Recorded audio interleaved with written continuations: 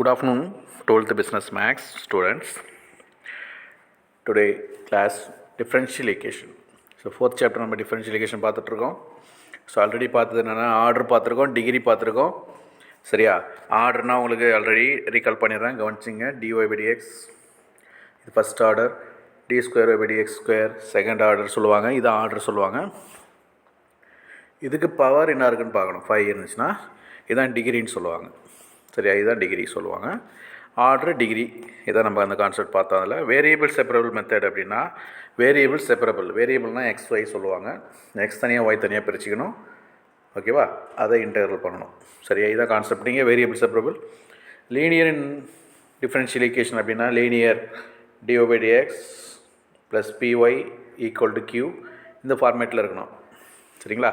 இந்த ஃபார்மேட்டில் இருக்கணும். இதுக்கான ஃபார்முலா நம்மளுக்கு 2 ஃபார்முலா இருக்குது. அதில் ஓகேவா, இன்டகிரேட்டிங் ஃபேக்டர் அதெல்லாம் கண்டுபிடிச்சிட்டிங்கன்னா அந்த ஜென்ரல் சொல்யூஷன் கிடச்சிரும். நெக்ஸ்ட்டு செகண்ட் ஆர்டர் பாதி பார்த்துருக்கோம் ஒரு lesson. Second order d² - 4d + 3 = 0. இந்தமாரி செகண்ட் ஆர்டர் அதாவது d² அப்படின்னா மீனிங் என்னென்னா d²/dx² அர்த்தம். சரியா? இங்கே ஒய் போடணும், ஒய் போட்டுக்கோ, இங்கே ஒய் போட்டுக்கலாம். சரிங்களா? ஸோ இன்றைக்கி நம்ம பார்க்க போகிறது டிஃபரன்ஷியல் ஈக்குவேஷனில் செகண்ட் ஆர்டர் ஏற்கனவே பார்த்துருக்கோம். ஸோ பேலன்ஸ் சம்மு ஒரு சில சம்ஸ் இருக்குது, அதை நான் சொல்கிறேன், கவனிச்சிக்கோ. சரிங்களா? இப்போ இதனுடைய ஆக்சிலரி ஈக்குவேஷன் உங்களுக்கு தெரியும். m² - 10m + 25 = 0. இது ஃபேக்டர் பண்ணிங்கன்னா மல்டிப்ளை பண்ண 25 வரணும், ஆட் பண்ணால் -10 வரணும். இப்போ -5 -5 அப்போ m - 5 ஹோல் ஸ்கொயர். சரியா? ஆக்சுவலாக மீனிங் அப்போ m = 5, m = 5. சரியா? ரெண்டுமே சேமாக இருக்குது, ஈக்குவலாக இருக்குது. அப்போனா காம்ப்ளிமெண்ட்ரி ஃபங்க்ஷன் அது CF = ஃபார்முலானா ax + b e⁻λx இல்லை mx. ஓகேவா? mனா 5x போட்டிருக்காங்களா? அடுத்து பர்டிகுலர் இன்டெக்ரல் ஒர்க் அவுட் பண்ணும்போது பர்டிகுலர் இன்டெக்ரலில் சொல்லியிருக்கேன் 1 போடணும், d² - 10d + 25 இதை என்ட்ரி பண்ணணும். ஏன் சார் இது போட்டிருக்காங்க அப்படின்னு சொன்னால் இது ரெண்டும் ஒன்று தான். சரியா? இது ஃபேக்டர், இதை எக்ஸ்பெண்ட் பண்ணிங்கன்னா இதை வரும். இதை ஃபேக்டர் பண்ணியிருக்காங்க பாரு இந்த இடத்துல. சரியா? அந்த ஃபேக்டர் தான் அப்படி போட்டிருக்காங்க. நீங்கள் இதையே நீங்கள் போடலாம், போட்டு ஒர்க் அவுட் பண்ணலாம். ஸோ அதை போட்டால் என்ன சார் ஆகும் அப்படின்னு சொன்னால் 1 d² - 10d + 25 4e⁻5x இதுதான் PI1. 2 PI1 PI2 2 ஒர்க் இருக்குது, அதனால் தனித்தனியாக போடணும். சரியா? 4 ஃப்ரண்ட்டில் கொண்டு போய்ட்டு 4 இன்ட்டு இது அடிச்சிடு 4 × e⁻5x. அப்போ எக்ஸ் இருக்கிறது டி இருக்கிறதுல 5 போடணும். 5 போடுங்க, 5 போடுங்க. சரியா? அப்போ என்ன வருது அப்படின்னு சொன்னால் 5 போட்டால் நான் சொல்லிட்டேன் இதுவும் ஒன்று தான் சொல்லிட்டேன். அப்போ இதில் 5 போட்டால் என்ன ஆகிடும்? 0 ஆகிடுமா? அப்போ 0 வரும்போது என்ன பண்ணணும்? நீ ஒர்க் அவுட் பண்ணி காட்டக்கூடாது 0 வரும்போது. அதுக்கு பதில் என்ன பண்ணணும்? மேலே ஒரு எக்ஸ் சேர்க்கணும். நல்லா புரிஞ்சுக்கோ. 1 d² - 10d + 25 4e⁻5x. ஓகே, இதில் என்ட்ரி பண்ணும்போது என்ன ஆகிடுதுன்னா இந்த 5 போட்டிங்கன்னா இந்த இடத்துல கண்டிப்பாக கீழே 0 வந்துடும். சரியா? அப்போ என்ன பண்ணணும்? மேலே ஒரு 4 1 × 4 4 தானே, 4x போட்டுக்கிட்டு கீழே டிஃப்ரென்ஷியேட் பண்ணோம். அந்த d² டிஃப்ரென்ஷியேட் பண்ண என்ன வரும்? 2d வரும். இந்த -10 வரும் டிஃப்ரென்ஷியேட் பண்ணால். 25 பண்ணால் 0 ஆகிடும். இப்போ 5 போட்டு பாருங்கள். 5 போட்டிங்கன்னா என்ன ஆகிடுங்க? 2 × 5 என்ன வரும்? 10 10 - 10 0. திருப்பியும் 0 வரதால் என்ன பண்ணணும்? நீ கீழே 0 போட்டுற போகிற. 4 போட்டுட்டு இந்த எக்ஸு பதில் இன்னொரு எக்ஸ் சேர்க்குற e⁻5x இதை டிஃபரன்ஷியேட் பண்ணால் என்ன வரும்? 2 வரும். அவ்வளோதான். 2 கேன்சல் பண்ணுங்கள், மீதி இருக்கிறது ஆன்சர். இவ்வளோ தான். சரிங்களா? ஸோ இந்த கான்செப்ட் உங்களுக்கு புரிஞ்சால் மட்டும் தான் ஒர்க் அவுட் பண்ண முடியும். அதனால் இது இருக்க ஸ்டெப் ஆகும்னா நான் சொன்ன ஸ்டெப்பும் ஒர்க் அவுட் பண்ணுங்கள். நெக்ஸ்ட்டு PI2 ஒர்க் அவுட் பண்ணும்போது அதே தான். ஓகேவா?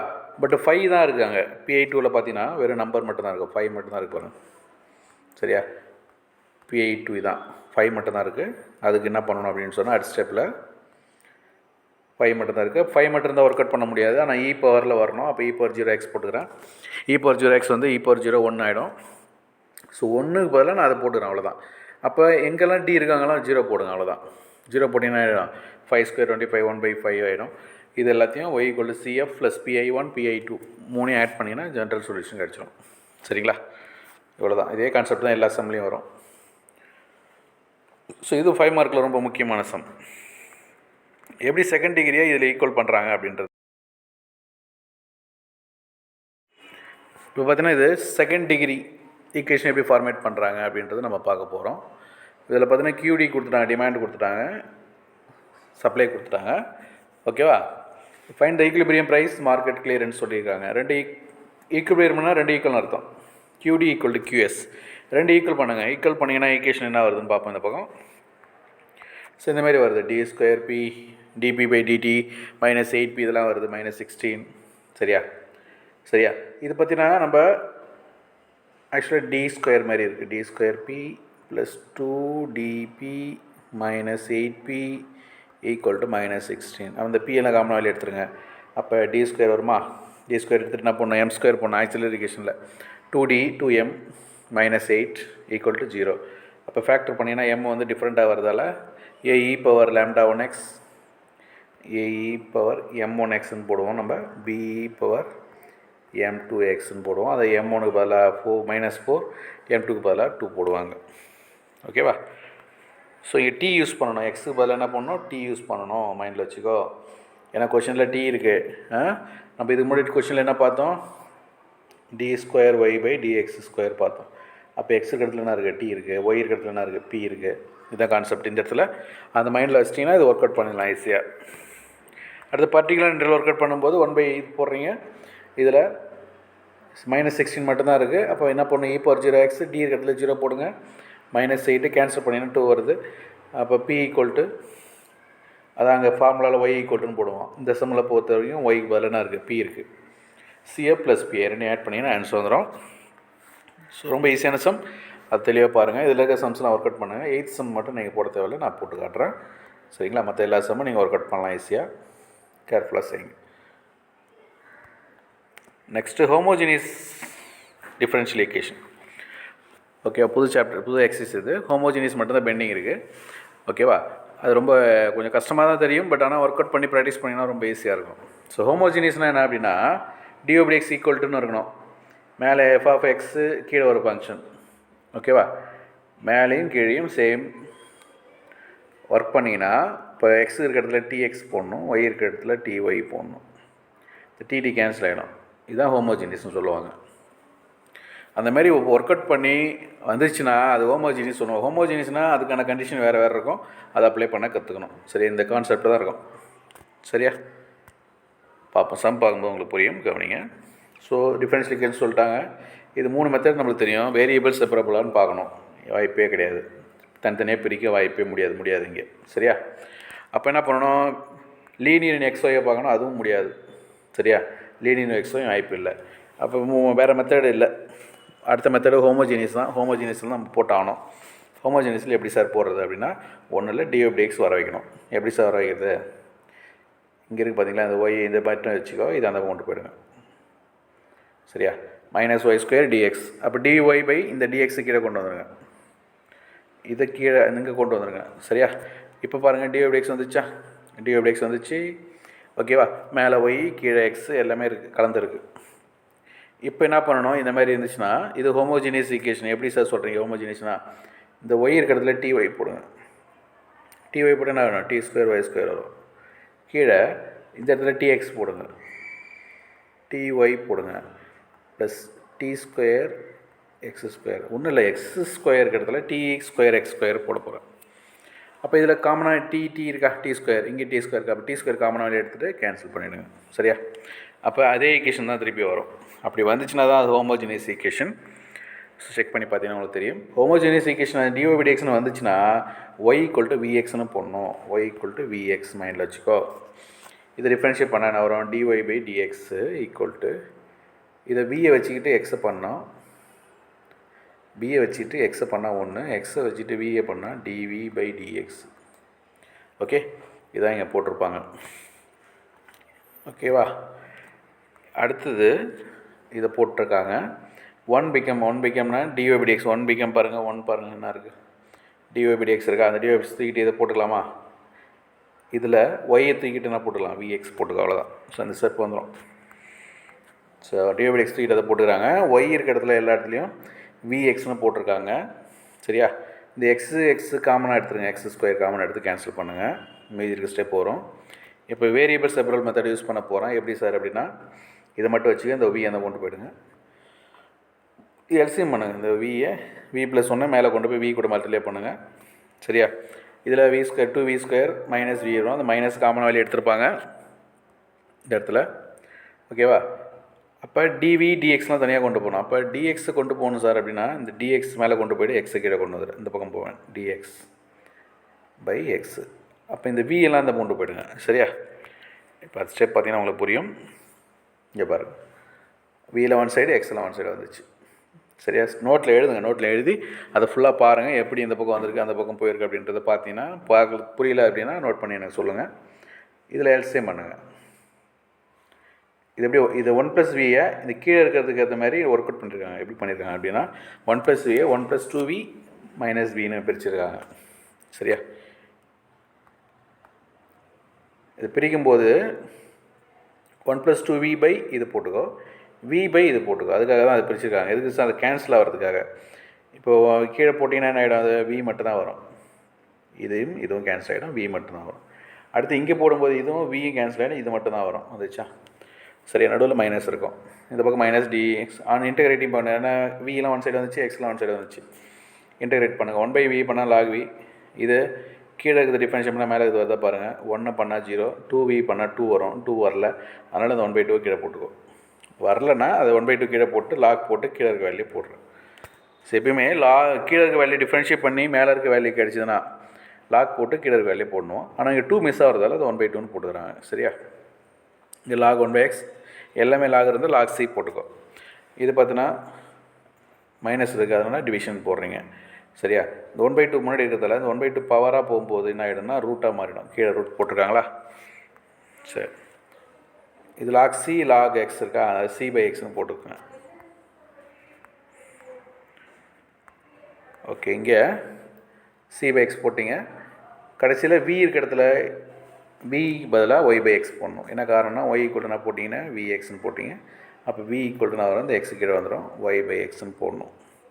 ஸோ vன்னு மாற்றிட்டு கடைசியாக திருப்பியும் vயை தூக்கிட்டு y/x போடுறேன். எங்கெல்லாம் v இருக்கோ அங்கெல்லாம் y/x போடுறீங்க. போட்டாச்சு. இது எல்சிஎம் பண்ணு. இந்த எக்ஸ் மேலே போயிடும், எக்ஸு. இந்த இன்னொரு எக்ஸ் வரும், அது அப்படியே மேலே போயிடும், √x. சரிங்களா?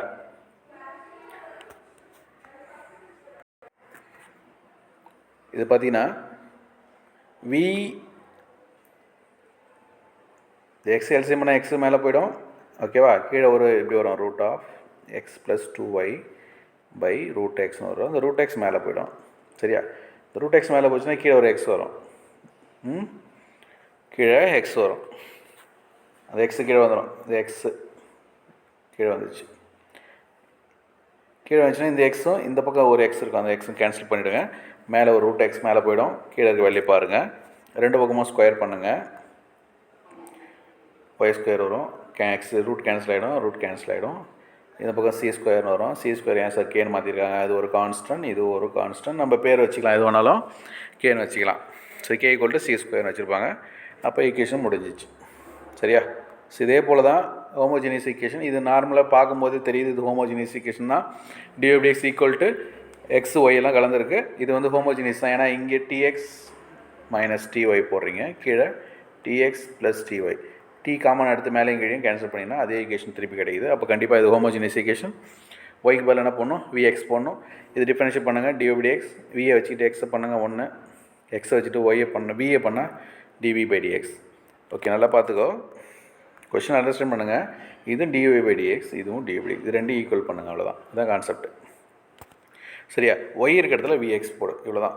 சரியா? y = vx போட்டு எக்ஸ் கேன்சல் பண்ணிடலாம். இதில் இந்த ஸ்டெப்பில் எக்ஸ் கேன்சல் பண்ணிவிட்டு மீதி இதில் எழுதுங்க.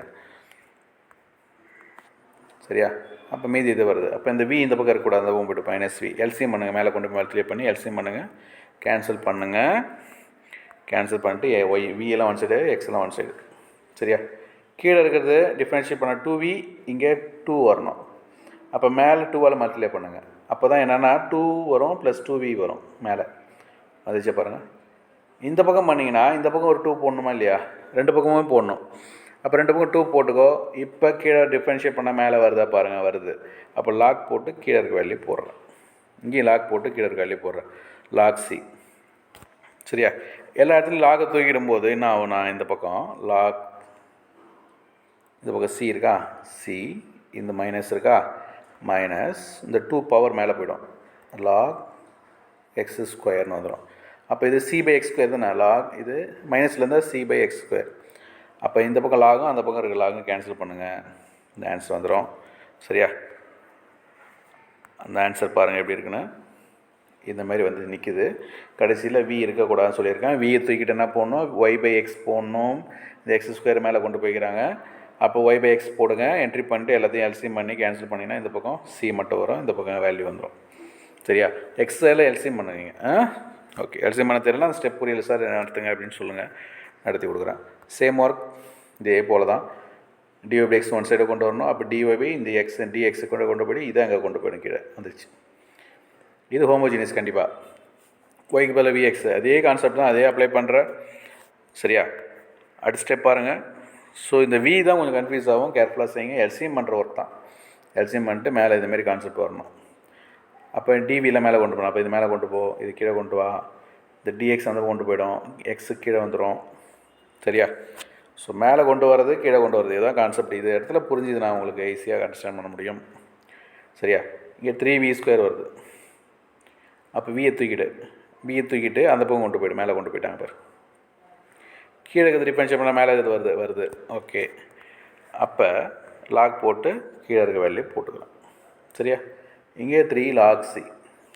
அப்போ லாக் சி 3 log c அப்படியே வச்சுக்கிட்டு இந்த லாக் வேல்யூ அந்த கொண்டு போய்டும். அப்போ என்ன ஆகிடும், ப்ளஸ் ஆகிடுமா? அதான் இங்கே போட்டிருக்காங்க. ஸோ அந்த பக்கம் போச்சு, ஏன் சார் இந்த பக்கம் எழுதிருக்காங்கன்னா எப்படி வேணால் நீங்கள் ஈக்குவேஷன் எப்படி வேணால் எழுதிக்கலாம், ஈக்குவல் டு தான். இந்த பக்கம் லாக் சி இந்த பக்கம் இருக்கா, நான் அந்த பக்கம் போச்சுன்னா மைனஸ் லாக் சி ஆகிடும். மைனஸ் லாக் சி தூக்கிட்டு லாக் கே போட்டுக்கிறேன். என்ன காரணம்னா லாக் சி மைனஸும் கான்ஸ்டன்ட் தான். லாக் சி கான்ஸ்டன்ட், இது டோட்டலாக நான் கான்ஸ்டன்ட்னு வச்சுக்கிறேன், தப்பு கிடையாது. ரெண்டு பக்கம் லாகை தூக்கிட்டு எழுதுங்க. இந்த பக்கம் வி இருக்கக்கூடாதுன்னு சொல்லியிருக்கேன். வியை தூக்கிட்டு என்ன பண்ணணும், ஒய் பை எக்ஸ் போடணும். எல்சிஎம் பண்ணி கேன்சல் பண்ணிங்கன்னா இந்த ஆன்சர் வந்துடும். சரியா? ஸோ ஒரே ஒர்க் தான். நோட்டில் ஃபஸ்ட்டு என்ட்ரி பண்ணிவிட்டு அதுக்கப்புறம் நீங்கள் அதை படிங்க, அது புரியும். சரி, இந்த எக்ஸாம் எல்லாமே இருக்குது உங்களுக்கு. Okay, differential equation second order, auxiliary equation என்னென்னு தெரியணும், complimentary function, particular integral, general equation, homogeneous. So இதை கற்றுக்கிட்டிங்கன்னா எல்லாத்தையும் போட்டுடலாம். இதுதான் கொஞ்சம் டிஃபிகல்ட்டாக இருக்கும், ஹோமோஜினியஸ். இது ஹோமோஜினியஸ் மட்டும் ரிவிஷன் பண்ணுங்கள் தெளிவாக. ஓகேம்மா, தேங்க்யூ.